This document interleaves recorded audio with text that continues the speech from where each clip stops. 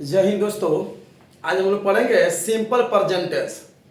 Tense का already एक video हम बना दिए हैं कि टेंस किसे कहते हैं, उसको पूरा डिटेल में समझाए हैं। टेंस कितने प्रकार का होता है वो सब बता दिए आप लोग का।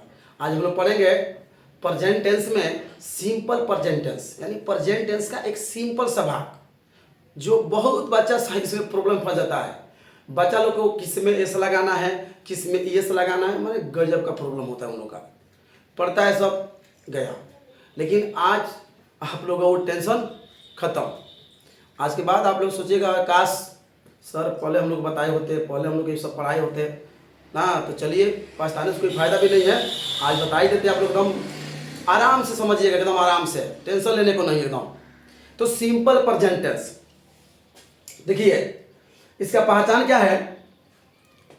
बहुत सा किताब में लिखा रहता है, या बहुत सा आप लोग यूट्यूब पर भी देखते होंगे, लिखते हैं लोग कि जिस वाक्य के अंत में ता है, ती है, ते है। जिस वाक्य के अंत में ता है या ती है या ते हो, सिंपल प्रेजेंट टेंस। चलिए ठीक है, लेकिन आप सोचिए, हम बोले कि गाय का 4 पैर होता है, गाय का 4 पैर होता है, इसमें भी ता है।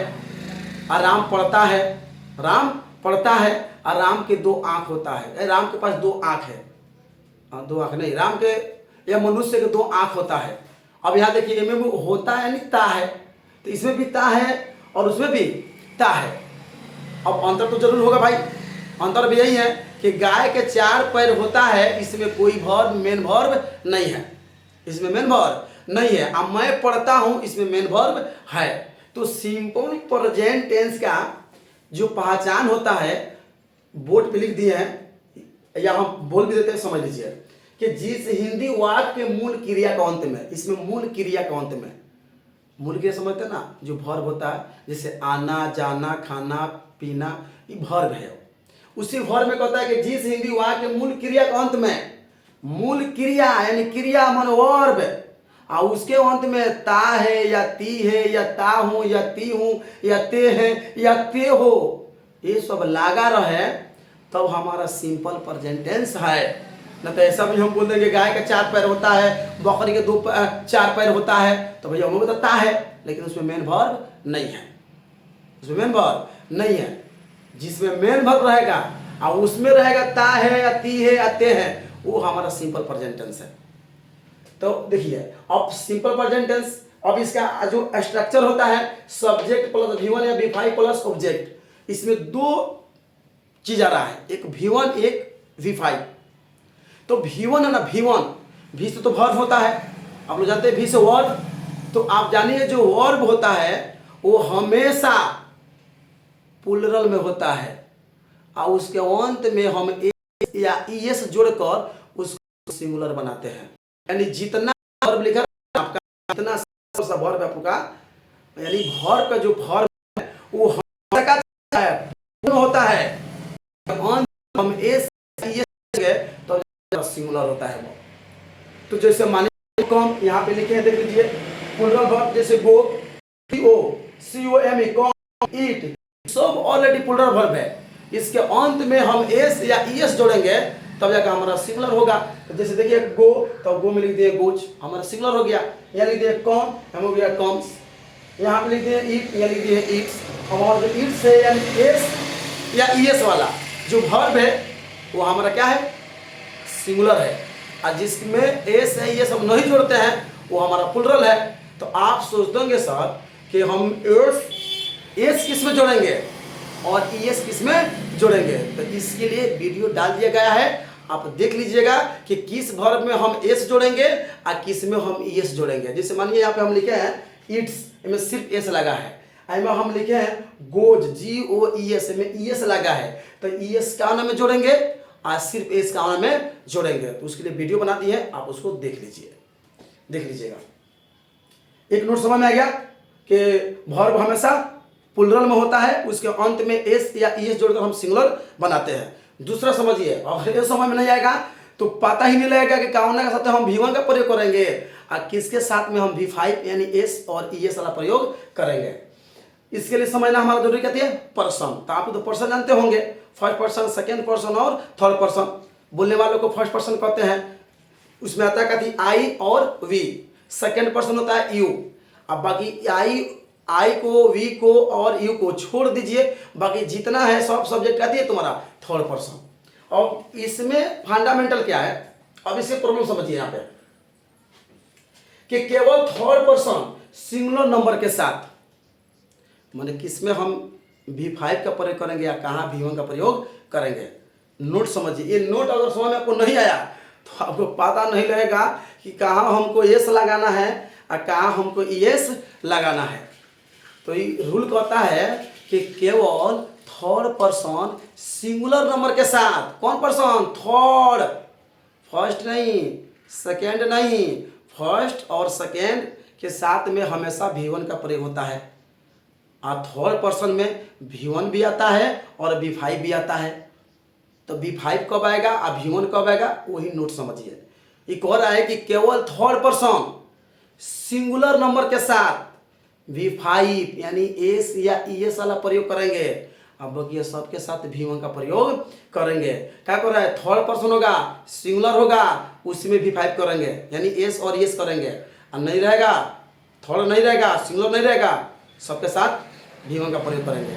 तो जैसे मानिए हम यहाँ लिखे हैं कि राधा आम खाती है, राधा भाई थर्ड पर्सन, कैसे, आई बोले ना, आई और वी और you, I we first person, you second person. तो जब ये सब ये दो को छोड़ दिया जाता है, आई को, वी को और यू को, इस तीन को छोड़िए, बाकी सबका है थर्ड पर्सन। तो ये राधा का भाई अकेली है।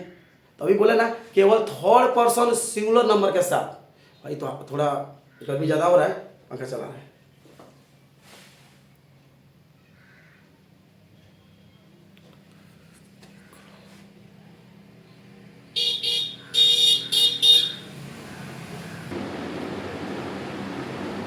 पंखा चालू करने गए थे तो समझिए, जरूरी है पर्सन समझना। हम क्या बोले आप लोग का कि केवल थर्ड पर्सन सिंगुलर नंबर के साथ हम V5 का प्रयोग करेंगे। V5 का मतलब होता है जिसमें एस या ES का प्रयोग होता है, बाकी सबके साथ V1 का प्रयोग करेंगे। अगर थर्ड पर्सन में प्लूरल नंबर आएगा, प्लूरल नंबर, तो उसमें भी हम V1 का प्रयोग करेंगे। थर्ड पर्सन में सिंगुलर आएगा, उसमें हम V5 का प्रयोग करेंगे। जैसे यहाँ देखिए लिखा है राधा आम खाती है। अब बताइए राधा क्या है, थर्ड पर्सन है और राधा अकेली है। तो जो हमारा जो सब्जेक्ट है भाई, इंग्लिश का सब्जेक्ट है मेरा राधा, और उसमें करो V1 या V5, तो राधा को लिख देंगे। अब V1 या V5 प्लस सब्जेक्ट भाई खाती है, खाना क्या इंग्लिश होता है, ईट, तो हम लिख देंगे ईट्स। क्यों, अभी बताया ना कि जो ईट है हमेशा प्लूरल होता है, तो अब उसमें हम एस जोड़ेंगे तो जगह हमारा सिंगुलर होगा, तो हम लिख दिएगा थी इट्स मैंगो, आराम से हो गया। तो इंग्लिश का स्ट्रक्चर होता है सब्जेक्ट प्लस V1 या V5 प्लस सब्जेक्ट। लेकिन इसी के अगर हम हिंदी का स्ट्रक्चर की बात करें तो हिंदी का होता है, समझिए क्या होता है हिंदी के लिए होता है का subject plus object plus verb. देखिए इंग्लिश में होता है सब्जेक्ट तब वर्ब तब ऑब्जेक्ट, लेकिन हिंदी के लिए होता है सब्जेक्ट ऑब्जेक्ट तब वर्ब। जैसे देखिए यहाँ पे लिखे हैं इंग्लिश में Radha it's a mango, Radha subject, यहाँ देखो इट्स वर्ब, और यहाँ पे हम जो ए मैंगो हमारा ऑब्जेक्ट। अब हिंदी में देखिए राधा सब्जेक्ट, यहाँ आम का है भैया, आम ऑब्जेक्ट है ना, तो राधा के बाद आम आ गया, आम का है, आम क्या है ऑब्जेक्ट, और खाती कहाँ है लास्ट में। तो हिंदी के लिए होता है सब्जेक्ट प्लस ऑब्जेक्ट तब वर्ब, और इंग्लिश के लिए होता है सब्जेक्ट वर्ब तब ऑब्जेक्ट। तो राधा के लिए इट्स लगा दिए। और ये लिखे राधा और सीता आम खाती है। बताइए राधा और सीता कितना आदमी आ गया बाबू, यहाँ पे 2 आदमी आ गया। और हम रूल में क्या लिखवा है, केवल थर्ड पर्सन सिंगुलर मने अकेला, सिंगुलर मने अकेला, अकेला आदमी रहेगा थर्ड में, तभी हम एस या ES का प्रयोग करेंगे। अगर वही थर्ड पर्सन में 2 आ जाए या 2 से ज़्यादा आ जाए तो हम उसमें भी V1 का प्रयोग करेंगे। इसलिए देखो तो लिखा है, दे सिर्फ ईट लिखे हैं। फिर यहाँ देखिए मैं अंग्रेजी पढ़ाता हूँ, भैया फर्स्ट पर्सन हिले है, हम बोले क्या है कि केवल थर्ड पर्सन सिंगुलर नंबर के साथ, और थर्ड पर्सन आएगा चाहे सेकेंड आएगा, चाहे थर्ड में प्लूरल नंबर आएगा, उन सब के साथ V1 का प्रयोग करेंगे। तो यहाँ पे फर्स्ट पर्सन आया कि मैं अंग्रेजी पढ़ाता हूँ, तो आई टीच इंग्लिश, आगे से लगेगा टीच लग जाएगा।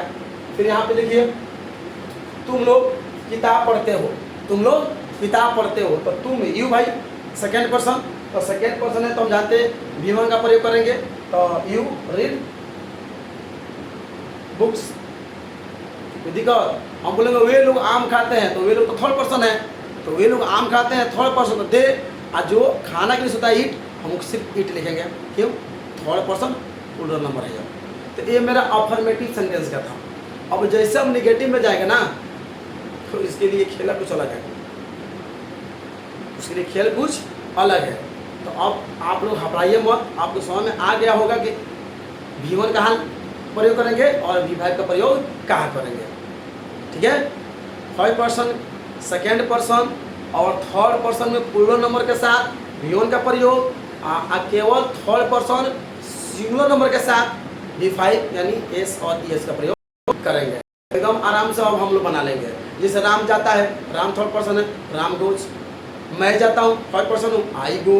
राम और सीता जाते हैं, तो राम और सीता जाते हैं, तो राम एंड सीता, भैया सिर्फ गो होगा क्योंकि थर्ड पर्सन है, प्लूरल है। कोई दिक्कत? चलिए अब इसके लिए हम आपका जो निगेटिव है उसी लिए दूसरा वीडियो हम बनाएंगे।